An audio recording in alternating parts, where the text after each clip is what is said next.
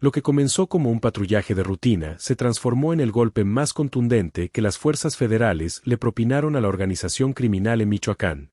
Los hechos marcan un antes y un después en la estrategia de control territorial que el grupo delictivo intentaba mantener sobre esta región estratégica. Según diversas fuentes cercanas al operativo, todo arranca alrededor de las 6:30 de la mañana en las inmediaciones de la carretera que conecta Uruapan con Lombardía. Un convoy de la Marina que realizaba labores de vigilancia como parte del operativo Paricutín detecta actividad aérea no autorizada sobre brechas de terracería y caminos secundarios de la zona. 4 aeronaves tipo helicóptero sobrevuelan de manera errática sobre zonas rurales cercanas al municipio. Los pilotos mantienen altitudes bajas, claramente intentando evitar ser detectados por sistemas de radar. La configuración de estas aeronaves resulta particularmente alarmante para los elementos federales que monitorean la situación. Cada helicóptero transporta entre 10 y 12 ocupantes fuertemente armados. Varios de ellos portan fusiles de asalto tipo AR-15 y cuernos de chivo. Las aeronaves han sido modificadas artesanalmente para montar ametralladoras en sus costados, adaptaciones características de células del cártel que operan en territorios donde la confrontación armada es constante. El comandante del convoy naval establece comunicación inmediata con la base de operaciones en Morelia. La situación amerita respuesta contundente y rápida. En cuestión de minutos se activa un protocolo de emergencia que incluye el despliegue de helicópteros artillados de la Marina equipados con sistemas de armamento de precisión. Al mismo tiempo, unidades terrestres adicionales reciben instrucciones de establecer cercos en las principales vías de acceso para evitar que elementos criminales puedan escapar por tierra. Los helicópteros del grupo delictivo cometen un error táctico que terminaría siendo fatal. Ante la presencia de las fuerzas federales, en lugar de intentar alejarse del área, los pilotos deciden descender para coordinarse con un convoy terrestre integrado por 4 vehículos blindados que transita por brechas cercanas. Esta decisión les impide ganar altura suficiente para escapar cuando las aeronaves militares hacen su aparición. Los helicópteros artillados de la Marina, piloteados por personal altamente entrenado y equipados con tecnología militar de punta, establecen superioridad aérea absoluta en cuestión de segundos. Los primeros plomazos resuenan exactamente a las 6:45 de la mañana. Los elementos que viajan en los helicópteros del grupo criminal abren fuego contra las posiciones terrestres de la Marina. Las ráfagas de ametralladora rasgan el aire matutino mientras los pilotos intentan maniobras evasivas. Sin embargo, la diferencia en capacitación y equipamiento resulta enorme. Los helicópteros de la Marina responden con ráfagas precisas de ametralladora calibre 50. El primer helicóptero recibe impactos directos en el fuselaje y el motor. Una columna de humo negro comienza a salir de la aeronave mientras pierde altitud de manera abrupta. El piloto intenta un aterrizaje de emergencia en un campo abierto cercano, pero el helicóptero se estrella violentamente contra el terreno, levantando una nube de polvo y escombros. Los ocupantes que logran sobrevivir al impacto intentan abandonar los restos humeantes, pero el fuego cruzado los alcanza antes de que puedan buscar cobertura. El segundo helicóptero sufre un destino similar en los minutos siguientes. La aeronave sobrecargada con personal y armamento carece de la maniobrabilidad necesaria para evadir el fuego militar. Los pilotos, probablemente con entrenamiento básico o nulo en combate aéreo, cometen errores que resultan fatales. El helicóptero intenta ganar altura, pero recibe una ráfaga que destroza el rotor de cola, provocando que la aeronave comience a girar sin control antes de precipitarse contra una zona boscosa. El impacto genera una explosión que se escucha a kilómetros de distancia. De acuerdo con testigos de la zona, el sonido de las explosiones sacudió comunidades enteras. Habitantes de San Miguel, Charahuén y Lombardía reportaron haber escuchado detonaciones constantes durante la mañana. Las familias se refugiaron en el interior de sus viviendas mientras el enfrentamiento se desarrollaba. Mientras el combate aéreo se desarrolla con intensidad, el convoy terrestre integrado por 4 vehículos blindados intenta escapar por brechas de terracería hacia zonas más boscosas donde puedan evadir la vigilancia aérea. Sin embargo, los elementos de la Marina que patrullaban inicialmente la zona ya establecieron posiciones estratégicas bloqueando las principales vías de escape. Los vehículos blindados, troconas tipo Suburban y RAM modificadas con placas de acero soldadas artesanalmente sobre sus carrocerías, avanzan a gran velocidad levantando nubes de polvo. Los ocupantes que viajan en las cajas de las camionetas disparan de manera constante hacia las posiciones federales con fusiles de alto calibre. Las detonaciones resuenan sin parar mientras las ráfagas de ametralladora trazan líneas en el aire de la mañana. Los elementos de la Marina responden desde posiciones fortificadas. La estrategia federal consiste en canalizar a los vehículos hacia zonas donde puedan ser neutralizados sin poner en riesgo a población civil. El entrenamiento superior de las Fuerzas Especiales Navales se hace evidente. Cada movimiento está calculado, cada ráfaga de fuego tiene un propósito táctico específico. Los blindados avanzan hacia lo que aparentemente es una ruta de escape, pero en realidad se dirigen directamente hacia una posición perfectamente coordinada. El primer vehículo blindado recibe impactos concentrados en sus llantas. El blindaje artesanal protege a los ocupantes de disparos directos al habitáculo, pero las ruedas reventadas provocan que la trocona pierda control y termine volcada en una cuneta. Los ocupantes intentan abandonar el vehículo, pero quedan expuestos al fuego cruzado. La segunda camioneta intenta retroceder al percatarse de la situación, pero un helicóptero artillado de la Marina se posiciona directamente sobre ella. Las ráfagas desde el aire perforan el techo del vehículo con precisión. El blindaje lateral resulta inútil contra un ataque aéreo. El vehículo se detiene de golpe mientras humo sale de su interior. Los dos vehículos restantes intentan dispersarse tomando caminos diferentes. Uno se adentra en una zona boscosa donde los árboles dificultan la vigilancia aérea, pero elementos terrestres de la Marina ya anticiparon esta maniobra. El cerco se cierra cuando unidades que habían permanecido en reserva cortan el paso del vehículo en un estrecho sendero. Sin espacio para maniobrar y rodeados completamente, los ocupantes se rinden después de un breve intercambio de disparos. El último vehículo blindado protagoniza la resistencia más prolongada. El conductor, evidentemente con mayor experiencia que los demás, utiliza el terreno irregular para dificultar los disparos directos. Durante casi media hora logra evadir los intentos de neutralización mientras se desplaza de manera errática por brechas secundarias. Sin embargo, el combustible eventualmente se agota y el vehículo queda detenido en medio de un campo abierto. Los ocupantes mantienen fuego defensivo durante varios minutos más hasta que la munición se acaba y no tienen más opción que abandonar el vehículo con las manos en alto. Cuando finalmente cesa el fuego, aproximadamente a las 11 de la mañana, el panorama resulta devastador para la estructura del grupo delictivo. 47 elementos perdieron la vida en el enfrentamiento.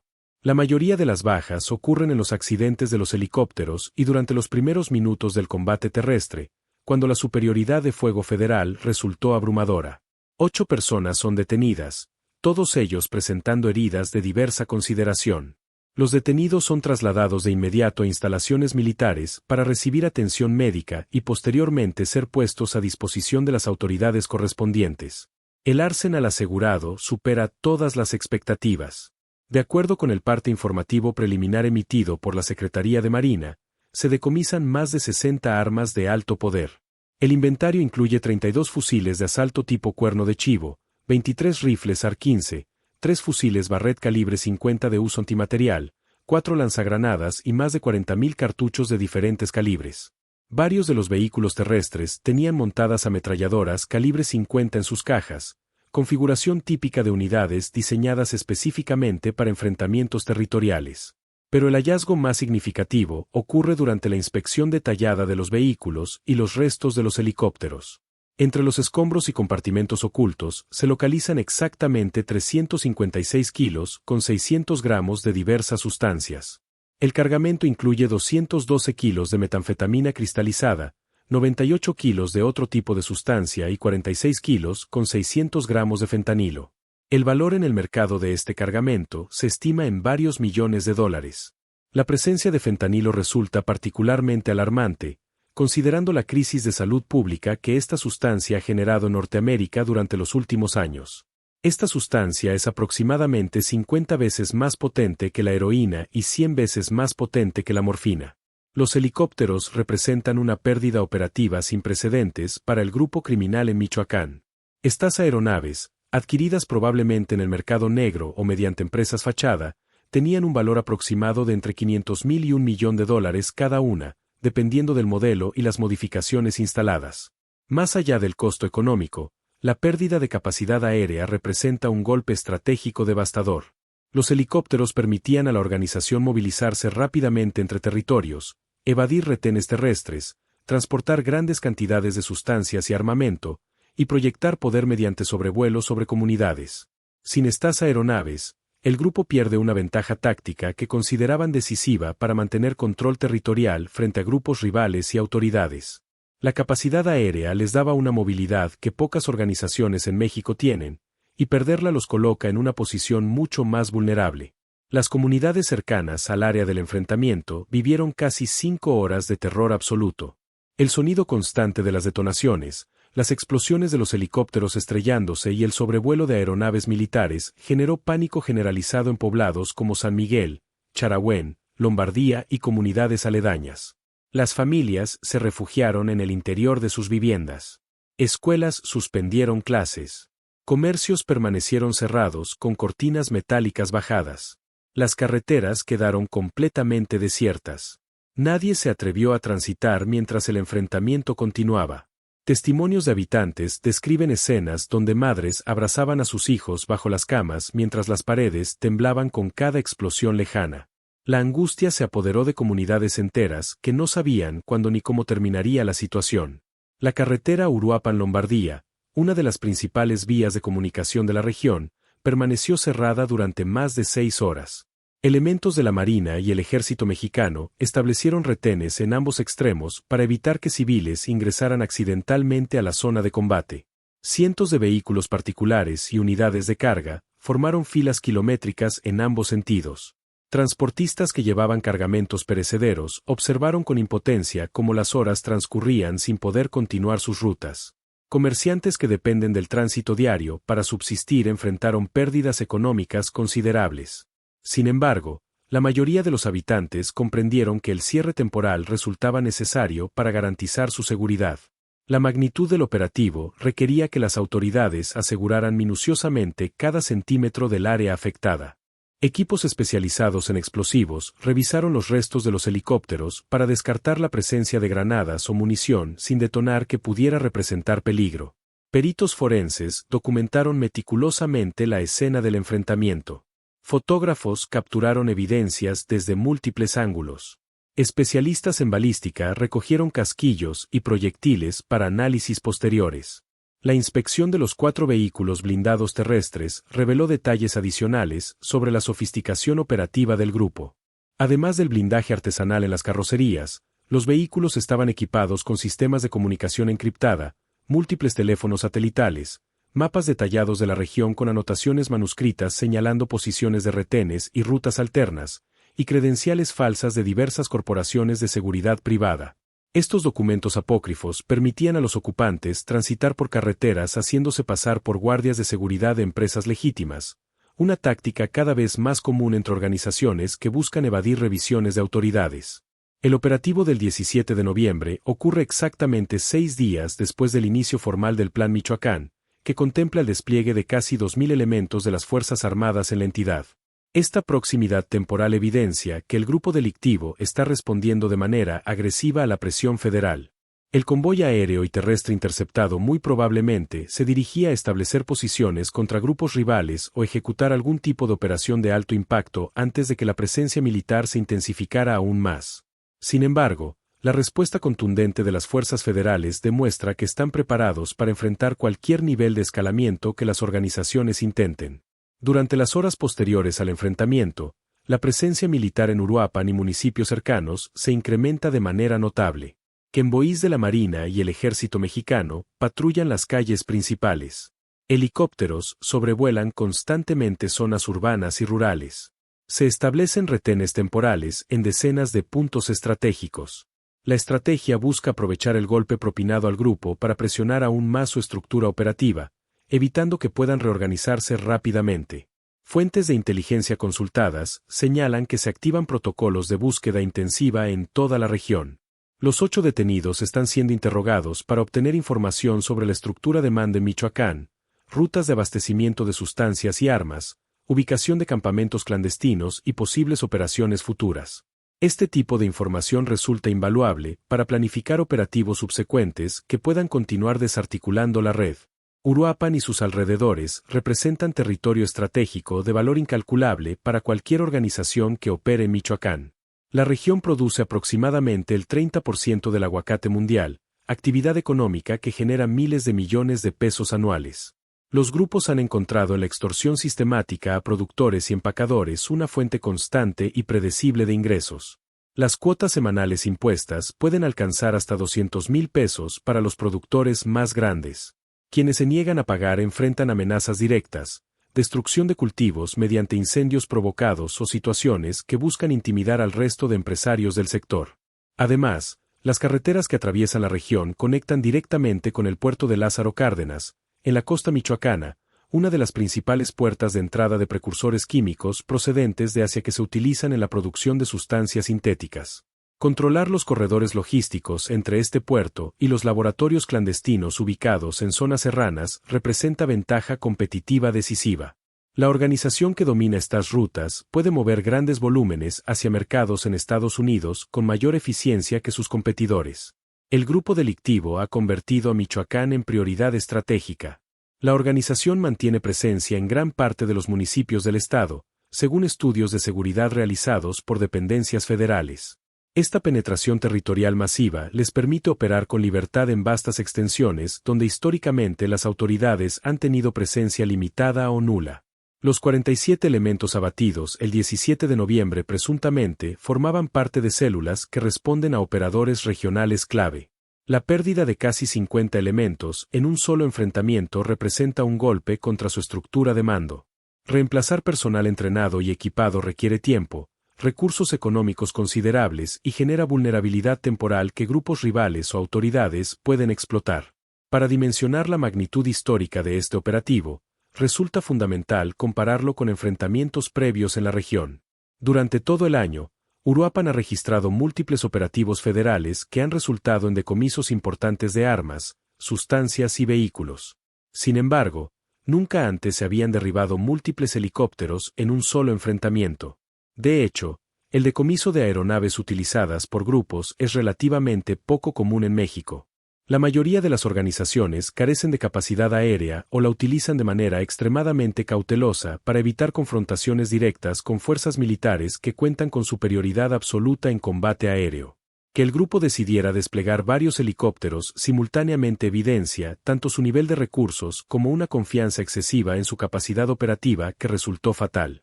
Durante años, la organización proyectó imagen de invencibilidad en Michoacán. Sus vehículos blindados circulaban abiertamente por carreteras. Sus helicópteros sobrevolaban comunidades sin temor a represalias. Esta exhibición constante de poder militar buscaba intimidar tanto a grupos rivales como a población civil, generando percepción de que las autoridades carecían de capacidad para enfrentarlos. El operativo del 17 de noviembre destruye completamente esa narrativa. Las imágenes de los helicópteros destruidos, los vehículos blindados capturados y el arsenal decomisado circulan rápidamente por redes sociales y medios de comunicación locales. Para los habitantes de Uruapan y municipios cercanos, estas imágenes representan esperanza de que finalmente las autoridades pueden recuperar control territorial. Para los integrantes del grupo representan advertencia contundente de que la impunidad que disfrutaron durante años tiene límites.